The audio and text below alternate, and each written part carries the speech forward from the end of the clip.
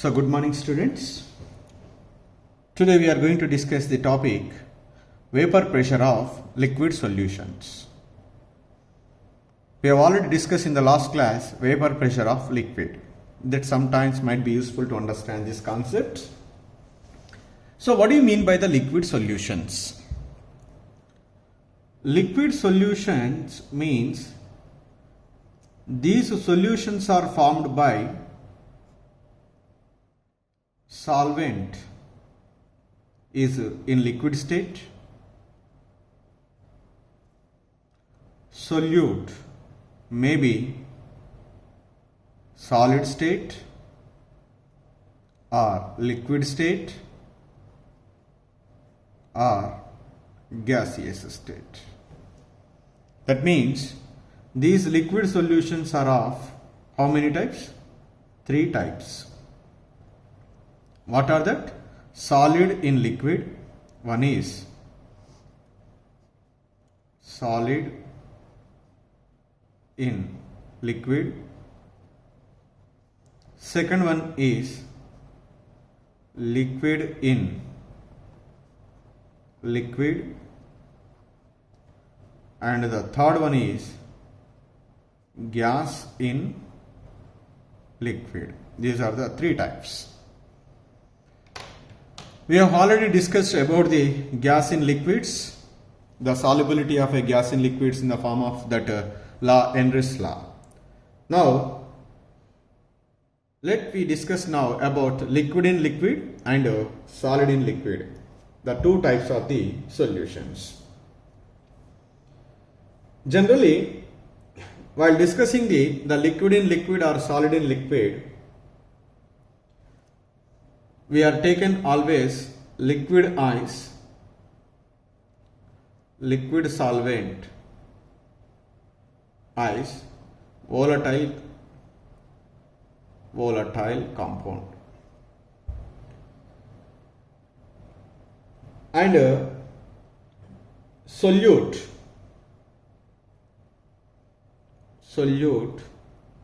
may be volatile or may not be volatile.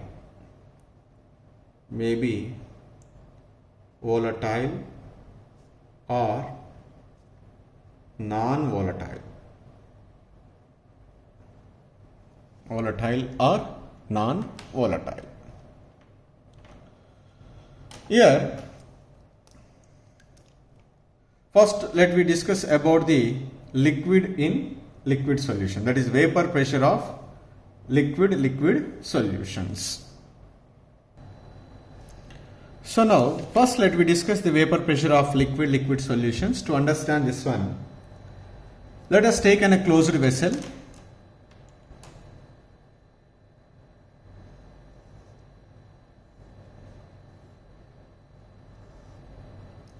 In the closed vessel, let us take the 2 liquids which are volatile. So 2 volatile liquids are placed in a closed container, and these are allowed to evaporate. When these are allowed to evaporate,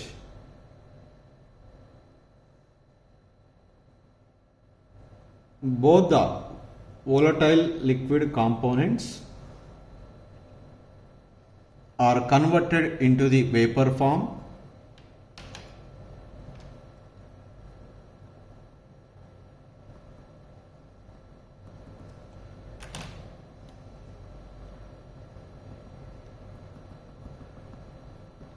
so the level of the solution is decreases.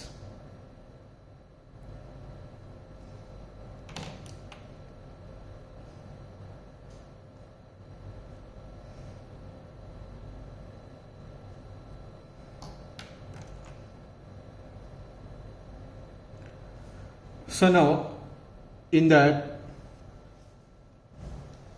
closed container, the empty space is occupied by the vapors of both the components, And here, as the evaporation procedure is continuously takes place, the more number of vapors of two different components present in this empty space. And these vapors of two components are not stationary. They can move randomly in all the directions, and during their random movement, so they may strike the surface of the liquid, and when they are striking the surface of these two volatile liquid surface, immediately they undergo condensation. That means in addition to the evaporation process, condensation process is also will be takes place. Ultimately a stage is reached. At that one, the rate of evaporation is equal to the rate of condensation. So now here the pressure exerted by, so now these vapors is called vapor pressure of that solution. Here the vapor pressure of the solution is the pressure of both the components present in the vapor phase. Now this is given by the scientist, French chemist. His name is Maurice Roux, a French chemist.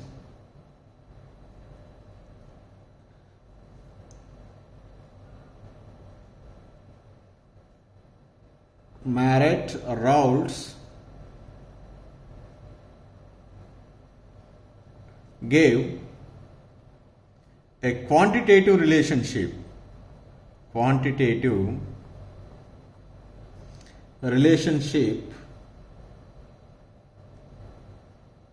between the partial pressures of the components, between partial pressures of the components and the mole fractions of the components. Mole fraction of two components, because here I will take more slide. We discuss about the binary solution. It consists of two components. Here two components. This relationship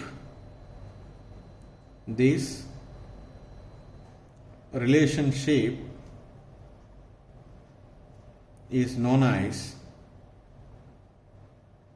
Raoult's law.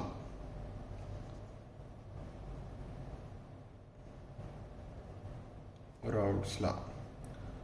What does he say is, it states that, this is very important, it states that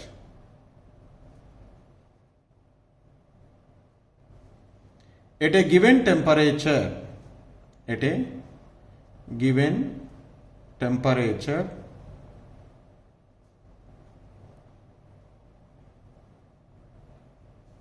for a solution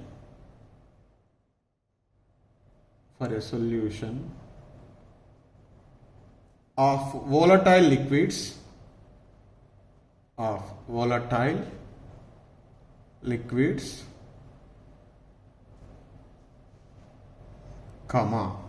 the partial vapor pressure of each component, the partial vapor pressure of each component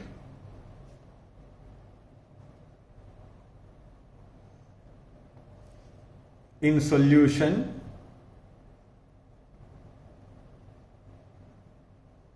is equal to the product of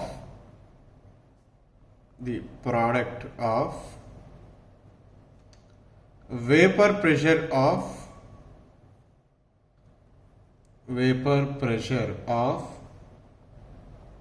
pure component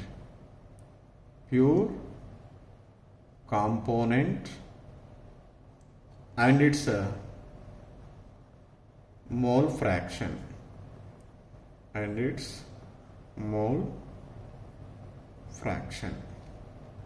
This is Raoult's law.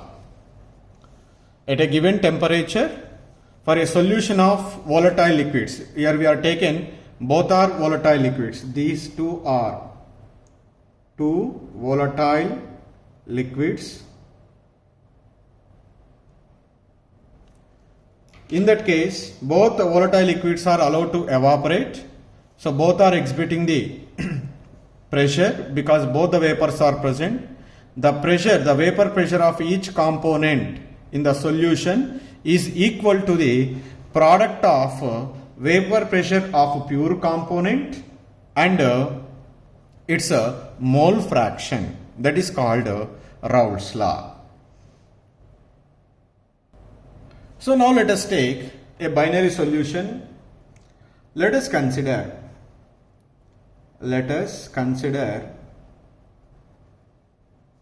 a binary solution. That means it consists of two components. Both the components are volatile liquids.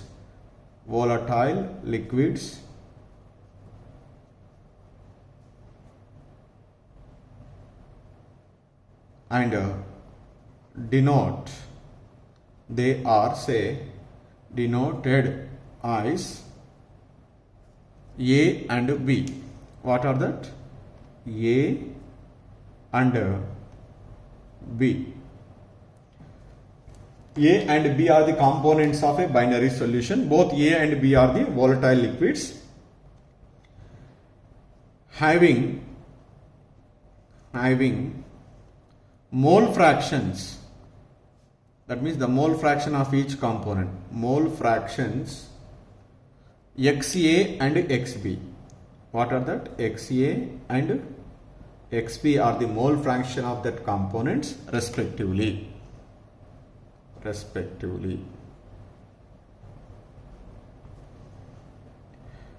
If PA and PB are vapor pressures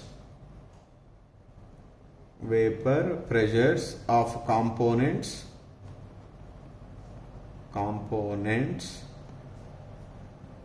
in the solution.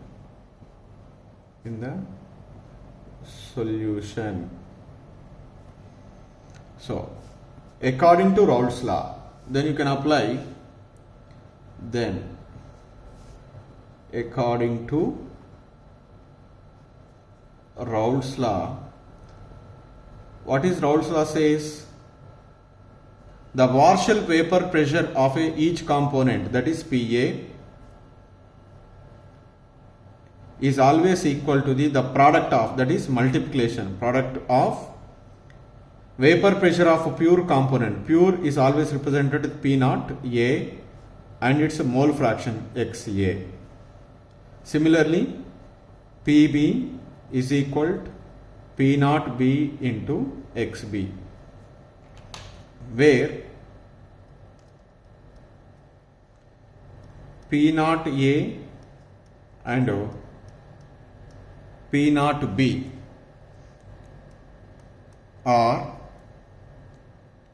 vapor pressures of pure components. Vapor pressures of pure components.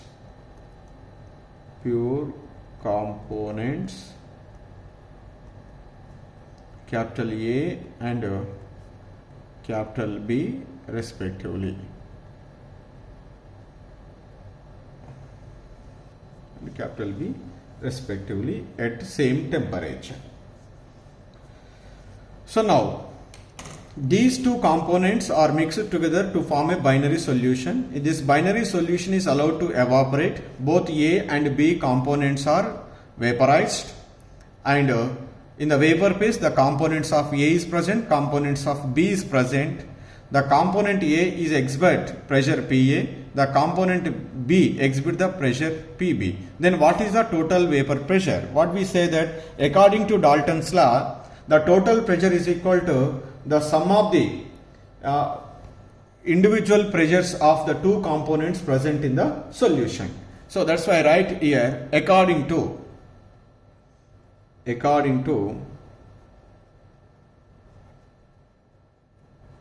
Dalton's law. According to Dalton's law of partial pressure,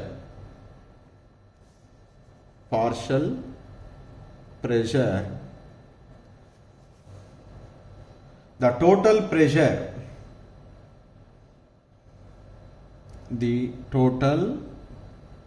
pressure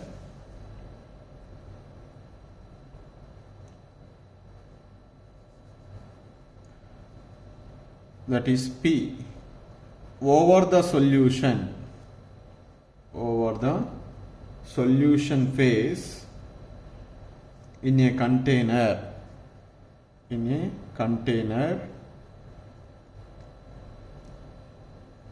will be the sum of the partial pressures of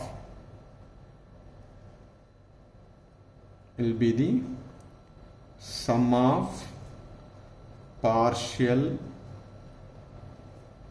pressures of the components of the solution.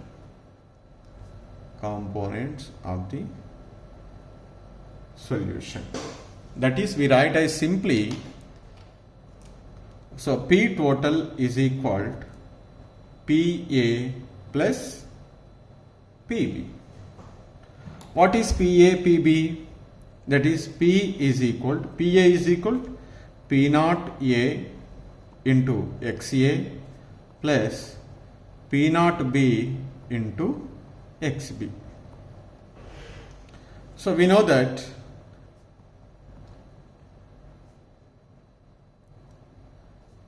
XA plus XB is equal to 1. Then what is XA? XA is equal to 1 minus XB. That is, you can substitute here. Then P is equal to P naught A into 1 minus XB plus P naught B into XB. By rearranging this equation, we get P naught A plus P naught B minus P naught A into XB. Just I am rearranging this equation. I get P is equal to P naught A plus P naught B minus P naught A into XB. Your wish. If you want to express in terms of XA, you can also express. So now from this equation, this P is equal to P naught A plus P naught B minus P naught A into XB.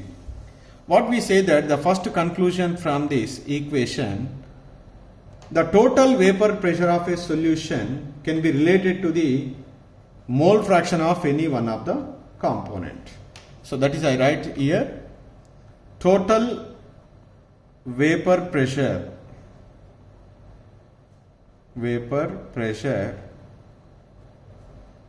over the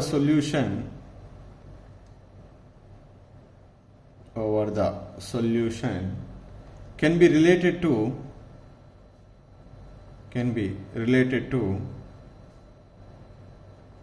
mole fraction of any one of the component. Mole fraction of any one of the component. Because either here XB, or if you substituted XB is equal to 1 minus XA, you might be get XA, one of the component. I write here. That is your terms, XB or XA. And second one is, this is in the form of Y is equal to mx plus c. That is, if it is in the total pressure is equal to, this is mx plus c. That means, so if the mole fraction of a component is changes, then the total vapor pressure of the solution is also changes. That's why the total vapor pressure of a solution, total vapor pressure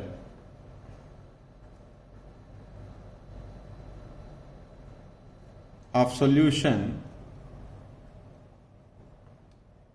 varies, varies, varies linearly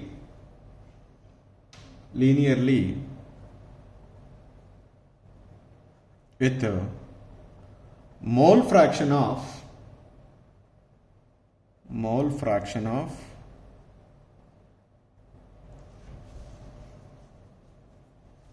component,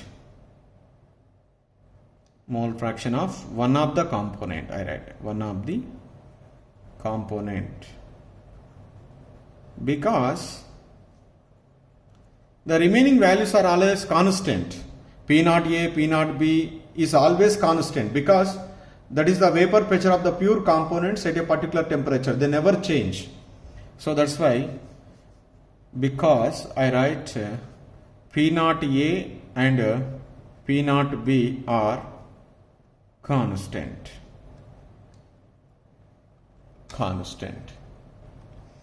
And the third factor we can also say, the total vapor pressure of the solution may be increases or decreases with increase in mole fraction of the either of the components, either XB or XA, because these are constant values. If P naught B is greater than P naught A, with increasing the mole fraction of a component, the total vapor pressure of the solution is what happen? Increases. If P naught B is less than P naught A, then the total vapor pressure of the solution is decreases with increase in the mole fraction of the component. So that is the third statement I would like to give in here. The third one,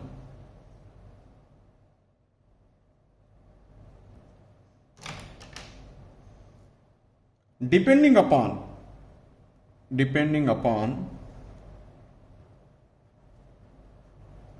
P naught A and P naught B, vapor pressure of the pure components P naught A and P naught B, total vapor pressure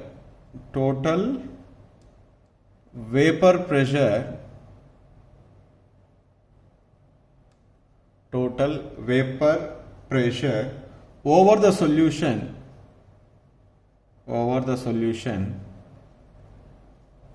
increases or decreases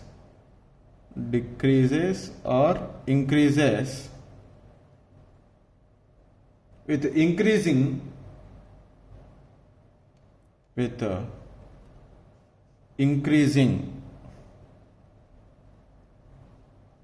mole fraction of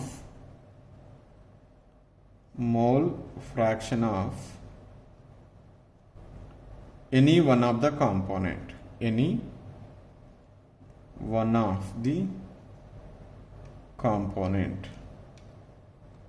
component.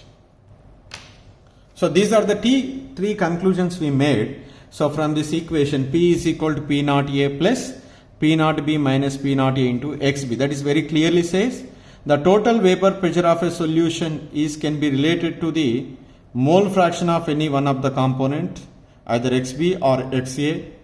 The total vapor pressure of the solution varies linearly, so with the mole fraction of the component, because these two are always constant. And the third one is, depending upon this P naught A and P naught B values, the total vapor pressure of the solution may increases or decreases with increasing the mole fraction of a component. So these are the three conclusions we made from that above equation. So here we can try to explain with an plots. We know that according to the Raoult's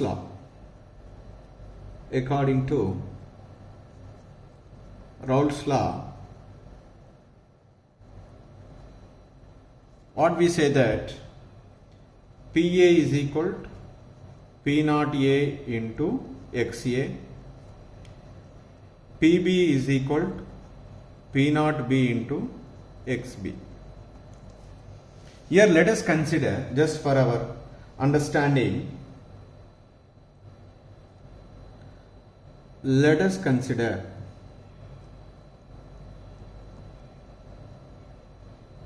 or assume that component A, capital A, is less volatile than component B.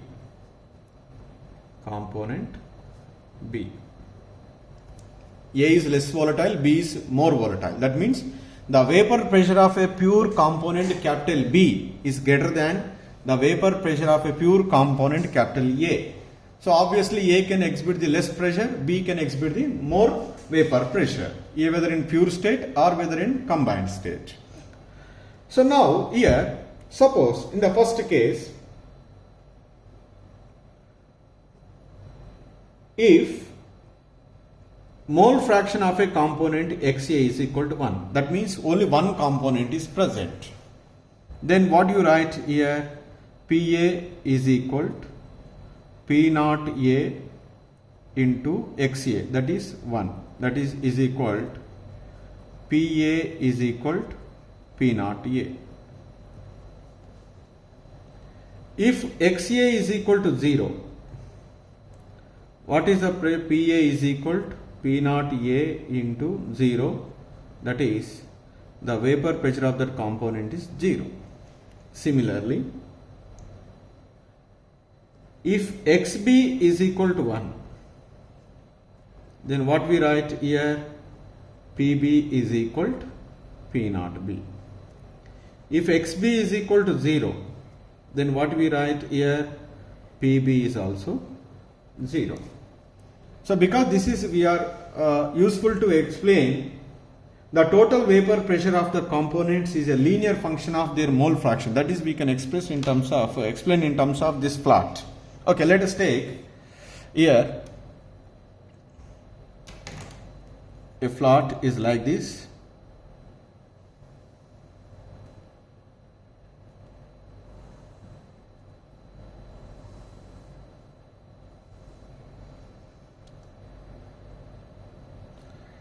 Here the component XA is equal to 1. When XA is equal to 1, XB is 0. Here mole fraction of XB is equal to 1, XA is equal to 0. Here let us take, this is the vapor pressure, it is also vapor pressure, like this you can take. Okay, fine. Now when XA is equal to 1, what is the vapor pressure? P naught A. XA is equal to 1, vapor pressure of a component PA is equal to P naught A. And if XB is equal to PB is equal to P naught B. But we say that A is less volatile than B. So the vapor pressure of a pure component, this is, say for example, P naught B value, and this is P naught A value. This is P naught A. When XA is equal to 1, the vapor pressure of the component is equal to this P naught A. When XB is equal to 1, vapor pressure of a component is B. Now here, when we added XB to that, when B component is added to A, the mole fraction of a component A is decreases, the mole fraction of a component B is increases. So that when the mole fraction of a component A is decreases, its vapor pressure is also decreases. So slowly, when the value of XA is decreases, the vapor pressure of A component is decreases and reaches the, by reaching XA is equal to 1, 0. 9, 0.8, 0.7, 0.5, 4, 3, 2, 1, 0. When XB is equal to 0, then what is happened? The vapor pressure of a component B initially 0, because when Xb is equal, the vapor pressure of component B is 0. Then when the value of B is increases, that means when the component B is added to A, so the vapor pressure of the solution is increases with the increasing the vapor pressure of the component B is what happen, increases. Then here increases like this. As the mole fraction is increases, its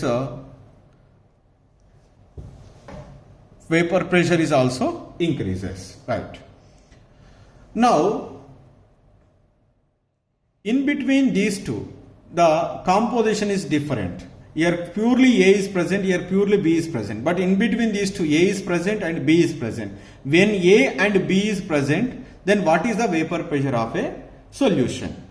So you know very well that equation we derived, okay, so far, that is, here I write once again that equation just for our purpose.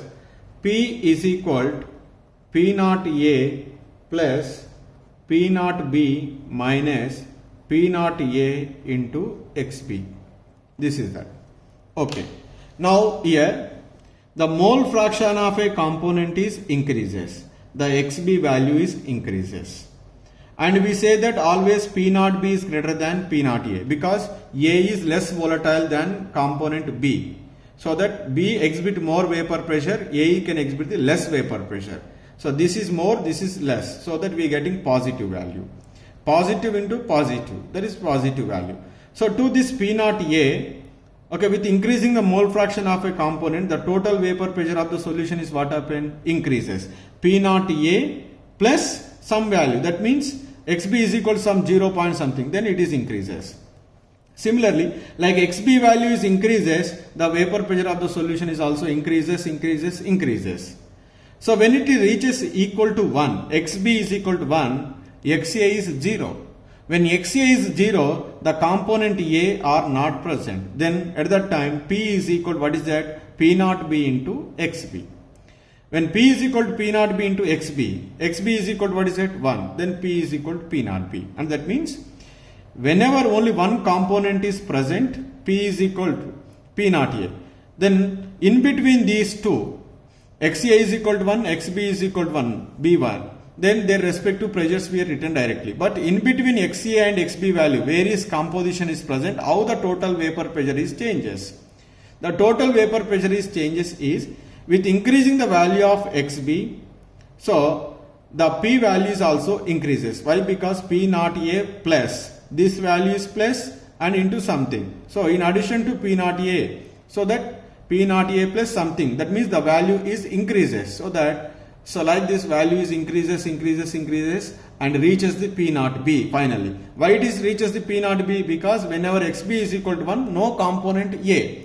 When A is not present, P naught A is 0, P naught A is 0. Then P is equal to what is that? P naught B into XB. XB is equal to 1. So that P is equal to P naught B. The total vapor pressure of a solution is equal to P naught B. So that's why here, so we are getting the total vapor pressure curve like this. This is. So this is can represents the total vapor pressure. Total vapor pressure. And this is can be represents the partial vapor pressure. Only A. Partial vapor pressure of A. And here partial vapor pressure of B. This is the total vapor pressure of the solution. So like that, so we can explain how the total vapor pressure is linearly changes with the mole fraction of any one of the component. It is changes linearly or not? Yes, changes. Now here, what is the minimum total vapor pressure of the solution? The minimum total vapor of the solution is P naught A. What is the maximum total vapor pressure of solution is P naught B.